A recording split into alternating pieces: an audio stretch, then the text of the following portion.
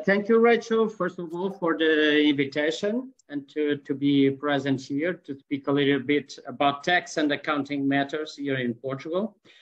So first of all, I would like to make a slight presentation of myself. So I'm an accountant and a statutory auditor here in Portugal for more than 20 years. I'm also a partner of two main companies in this area. One is Numeric Consulting Group, is an accounting, tax, and payroll firm, and the other is Pontes Batista and Associates. It's an audit firm. So for legal reasons, we have to have both services separated in Portugal for a question of independence, and I'm partner of both. Well, I'm here more as a partner of Numeric, that is the consultancy and the taxation firm. So our main goal is to add value to the business of our clients and let the clients leave the numbers with us. So that's our goal and our motive that keeps us running. Speaking a little bit about Numeric, Numeric is a mid-sized firm in Portugal. So we have about 60 consultants between our office of Lisbon, Cascais, and Caldas, that is in the center of Portugal. We also have a branch in Brazil, but that's another office, another continent. So it's something different. But here in Portugal, we have about that size. We have more than 600 clients. Most of them are companies. We are more focused on a corporate level, but we have plenty of individual clients that come to us just to have assistance, mainly on their annual tax returns. From these 600 clients, I would say more than 20% of them are foreign clients. So we are keen and used to attend foreign entities as individuals or as companies. So we don't make difference on that. About the taxation services, mainly, we have plenty of services behind this umbrella. Mainly, we are talking about tax representation, obtaining tax numbers for individuals, making tax assessments, tax studies, analysis. So we have a strong tax department to give answer to this. So maybe I would start to speak a little bit about the corporate matters. And so I would say that we have different legal structures for business in Portugal. So the main legal structures, there are more than these ones that I present here, but I would say these are the main ones. So here in Portugal, you can act as an individual entrepreneur. Here it's called empresário em nome individual. So most of the freelancers here in Portugal are individual entrepreneurs, but the big particularity is that you can also sell products as an individual entrepreneur. There's a lot of advantage in this acting like an entrepreneur. One of the most advantage is you can start with no minimum capital, and it's very easy to start. It's just a question of you having a tax number here as an individual and opening the tax activity for you. So it's very quick. It's no minimum capital. You don't have to make any register besides the beginning of the tax activity. But of course, you have disadvantage. The big disadvantage is that you have no separation between your personal and business assets.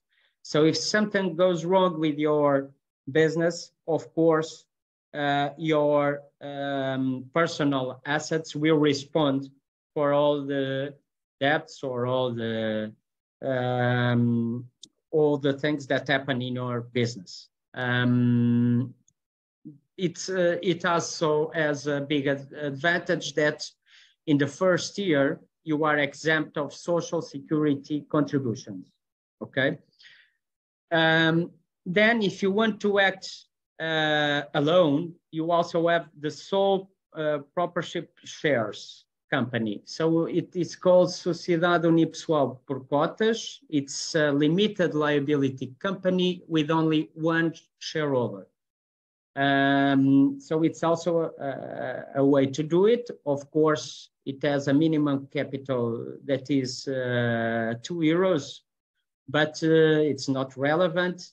But of course, you have to spend some euros registering the company, okay, instead of the individual entrepreneur. Another level, you have private limited companies, that is Sociedade por Cotas in Portuguese. It's a limited liability company with 2 or more shareholders. And of course, on another level, you have public limited company, Sociedade Anónima, that is a listed company. And of course, in this case, for example, besides the accountant, that is mandatory, at least for all the companies here. You have also the figure of the statutory auditor that is mandatory also, okay? So these are the main legal structures in Portugal. For registering your company, the main steps, I would say, of course, there are more, but this is only a brief presentation, of course, also to call your attention for some situations. So the main steps are, first of all, you need to have a tax number, a personal tax number that is called NIF, NIF. So if you want to be a shareholder of the company and the director of the company, you have to apply for a NIF. And if you are foreign and outside the European Union, you need to nominate a tax representant until the moment you have a fixed address in Portugal or a visa, okay?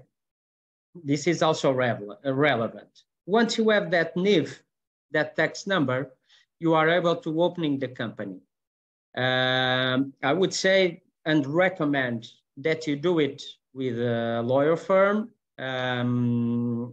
because there are some aspects that must be previewed once you open the company. I would say, for example, defining very well the activity the company will have, the different activities. So you have some codes of activities that you have to choose on a first level, on a first moment. And this is important because the business you are going to develop must be addressed with those codes you define on the first moment you open the company. Also, you have other things such as the capital, the social capital, you have to define it, the address, and also some specific rules you want to include in the articles of association. So in this moment of opening the company, I would say and recommend that you should consult a law firm. After this process, after you have incorporated, the first thing you have to do is open a bank account and deposit the initial capital, the minimum capital defined. And after that, and after having a bank account, we are ready to declare the start of the tax activity. So this is a statement to the tax authorities, giving some information and giving the start, stating that from this moment on, the company is ready to invoice and you can manage the company. So to do that, at this moment, you need to appoint an accountant, an official accountant.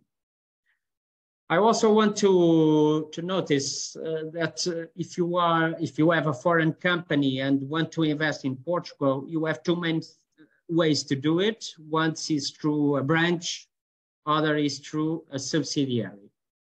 Each one has its particularities, but talking about the branch is essential an extension of the company abroad.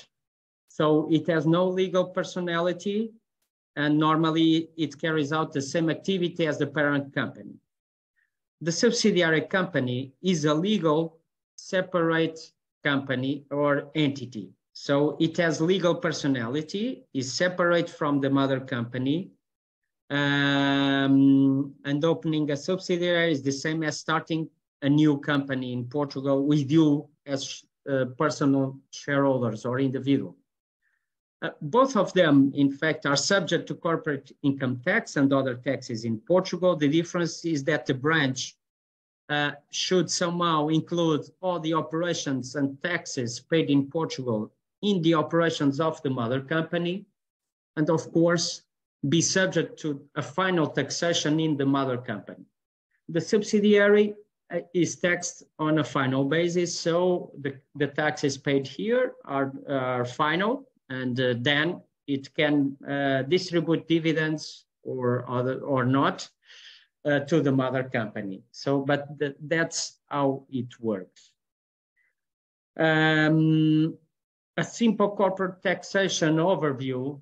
So after the company is set up and you are ready to invoice, of course, you have to keep track on your tax obligation. It's mandatory, as I said, to nominate an accountant and or statutory auditor in case of public companies. So in Portugal, we have two main taxes, the corporate income tax and the VAT. The VAT, the tax rates varies between 6, 13, and 23%, depending on the service. Normally 6% applies to the basic goods such as water, bread, milk, so the basic food and products that we use to live. The 13% normally is taxed and is charged on restaurants, and the 23% applies to every other services and goods. We have two main regimes on a monthly or a quarterly basis. So normally companies are subject to a quarter regime VAT, but if the companies have thresholds up to more than 600,000 turnover per year, they will be subject on the following year to the monthly regime. Otherwise, they can maintain in the quarterly regime with no limit in time. On a corporate income tax level, the tax rate is 21%.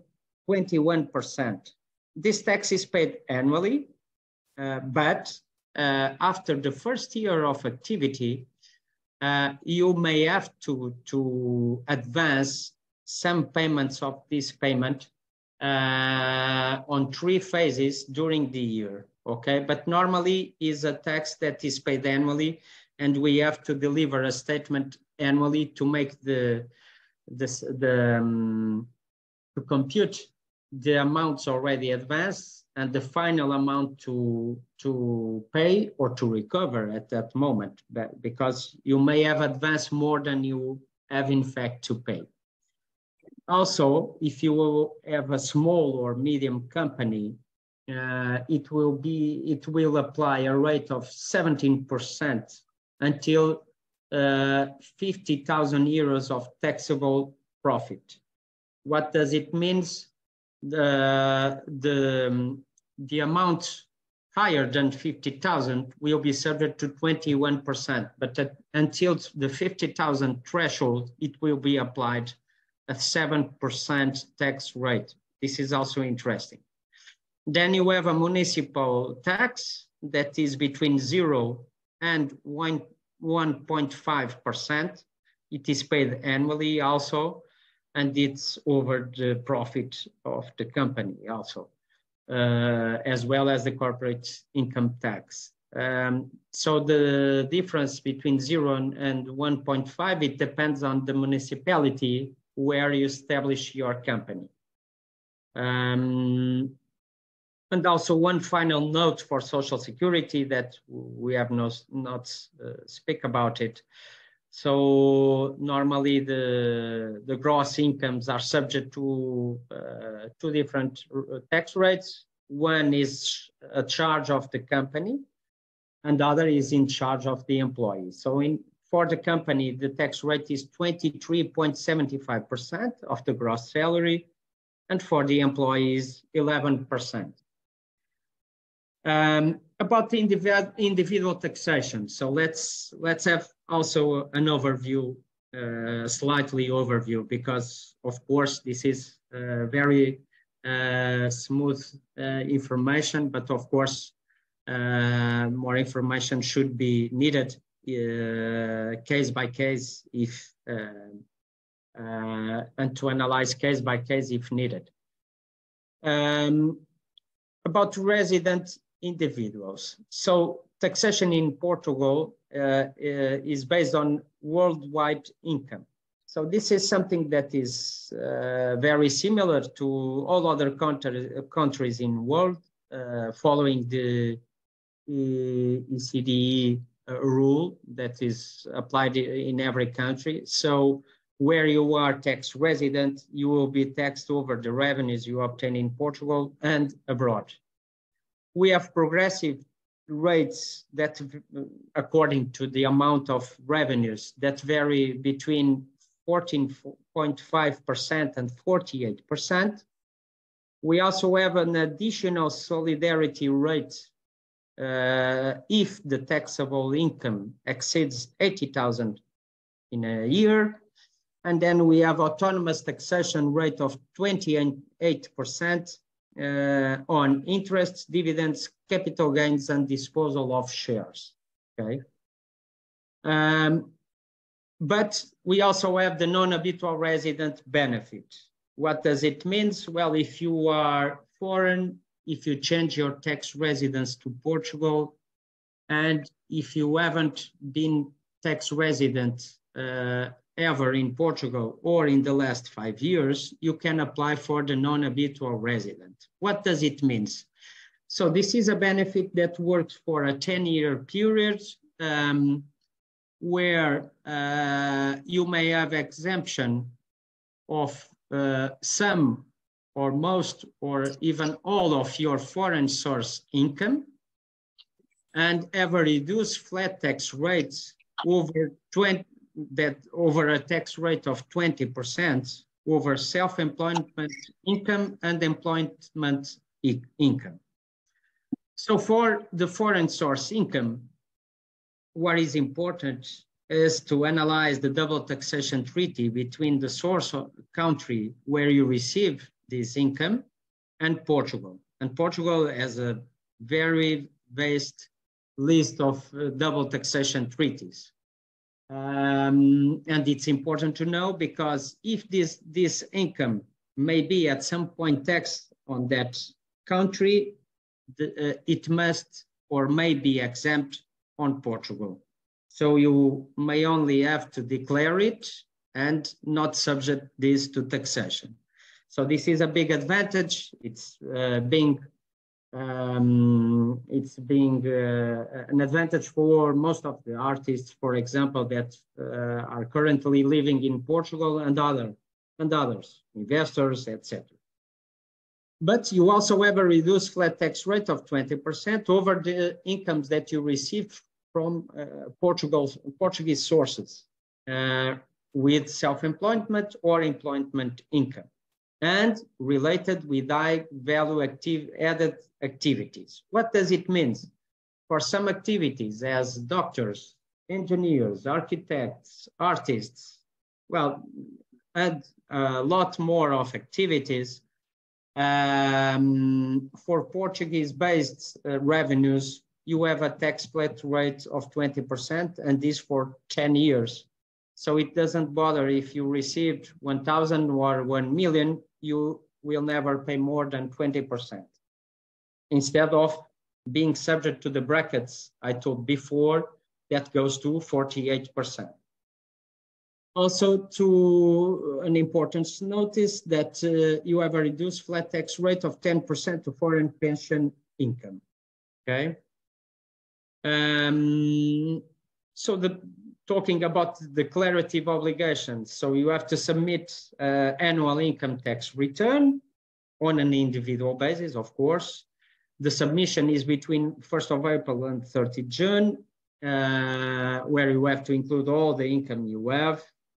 You have the question of partial residence. This is quite sensitive because in the first or the last year of tax residence in Portugal, you have to take into consideration that you will declare only the moment from that you are a resident in Portugal and the revenues obtained on that moment. So this is a sensitive question that must be addressed once you submit the annual tax return.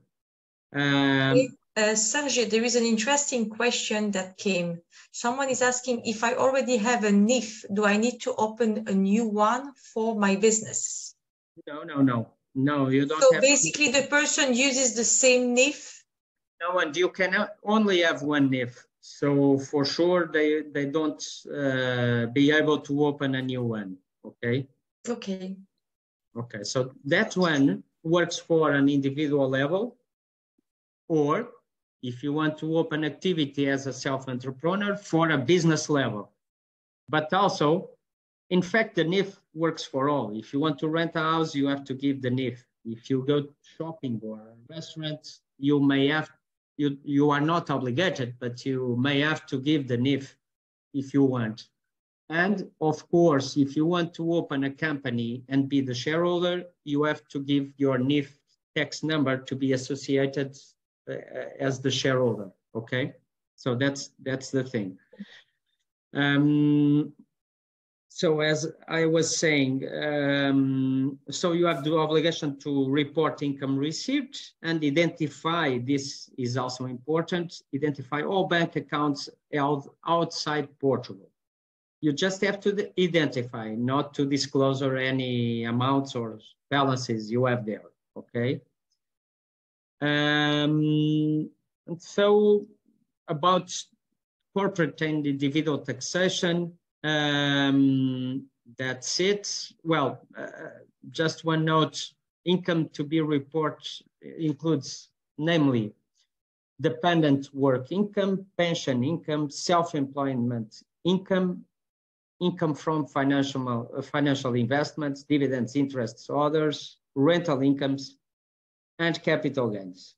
So all these must be included and reported in the annual tax return. And so I think, the last one, the last slide, the main information that is required to fulfill the annual tax statement. So the Portuguese tax number, the NIF, and the password. This is also important to have the password to access to the tax authorities. And if you have a wife or children, you must have also the NIFs and the passwords of them to complete the submission and the fulfill of the tax annual return. So we have to know the marital status, in this case at the 31st December of 2022, for example, single, married, divorced, or widowed, the nature of the income received, and identification of the country in which it was obtained, details of amounts received and tax paid abroad, if applicable, and of course, as I said, all the bank accounts, details of IBAN and BIC of the held outside Portugal. And in case of partial residence, the information provided for the partial period also is needed. So I think that's all. That's, as I said, a slight presentation, just for you to have some basic information about Portugal, how to establish a business as entrepreneur or self-entrepreneur as an individual, or if you just want to live here and work for abroad. That is the most common structures that we have right now. So